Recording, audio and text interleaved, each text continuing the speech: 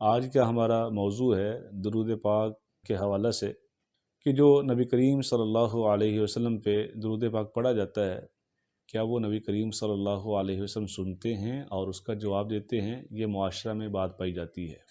اور اسی سلسلے میں ایک بات، کیا جو درود پاک نبی پاک صلی اللہ علیہ وسلم کے روضہ مبارک کے پاس پڑھا جاتا ہے وہ آپ خود سنتے ہیں اور اس کا جواب ارشاد فرماتے ہیں؟ تو آئیے، یہ عقائد کے معاملات ہیں، احادیث کی روشنی میں، آپ صلی اللہ علیہ وسلم کے فرامین کی روشنی میں ان کو پرکھیں اور سمجھیں۔ عقائد کے معاملہ میں، دینی معاملات میں انا کا مسئلہ نہ بنائیں اور اپنی ذاتی ضد یا ہٹ درمی کو مقدم نہ رکھیں، بلکہ ایک معتدل رویہ کہ جہاں اللہ اس کے رسول صلی اللہ علیہ وسلم کا فرمان آ جائے، وہ میرا بھی، وہ آپ کا بھی وہی موقف ہونا چاہیے۔ ایک تو درود پاک کے حوالہ سے کہ وہ درود جو صحیح احادیث سے ثابت ہے، جس طرح کہ صحیح البخاری کے اندر کتاب الانبیاء میں 3370 نمبر حدیث پہ وہ درود پاک جو ہم میں سے ہر ایک نماز کے اندر پڑھتا ہے، جس کو درود ابراہیمی کہا جاتا ہے، یہ بالخصوص اسی کا ہی اہتمام کرنا چاہیے۔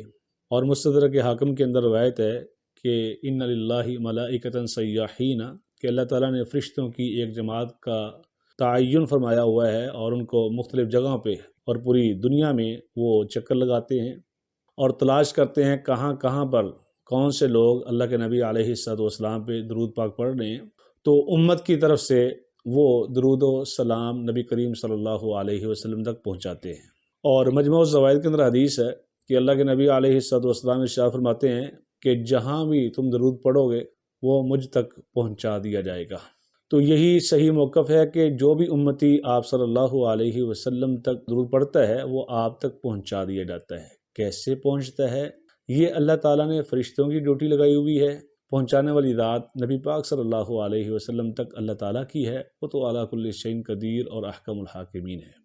اور رہی بات کہ جو مدینہ منورہ میں مسجد نبوی میں پہنچ کر آپ صلی اللہ علیہ وسلم کے روضہ کے پاس، آپ کی قبر مبارک کے پاس پڑھتا ہے، کیا آپ خود سنتے ہیں اور اس کا جواب دیتے ہیں؟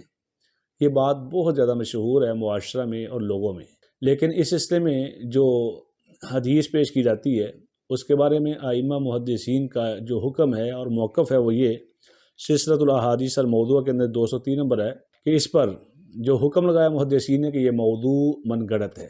جو صحیح وہ یہی ہے کہ آپ صلی اللہ علیہ وسلم تک وہ پہنچایا جاتا ہے، اور اللہ تعالیٰ وہ علی کل شیء قدیر۔ کیسے؟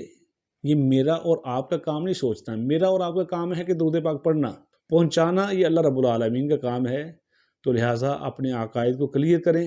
جتنی بحث ہم اس پہ کرتے ہیں کہ کیسے پہنچتا ہے، کون پہنچاتا ہے، کس طرح، یہ کیسے ممکن ہے، اللہ تعالیٰ کے لیے کوئی مشکل نہیں ہے۔ بس ہم توجہ اس پہ دیں کہ ہم نے نبی پاک صلی اللہ علیہ وسلم پہ درود پڑھنا ہے، اور درود بھی وہ پڑھنا ہے جو مسنون ہے اور اللہ کے نبی علیہ الصلوۃ والسلام نے امت کو سکھایا ہے۔ اللہ پاک عمل کی توفیق نصیب فرمائے۔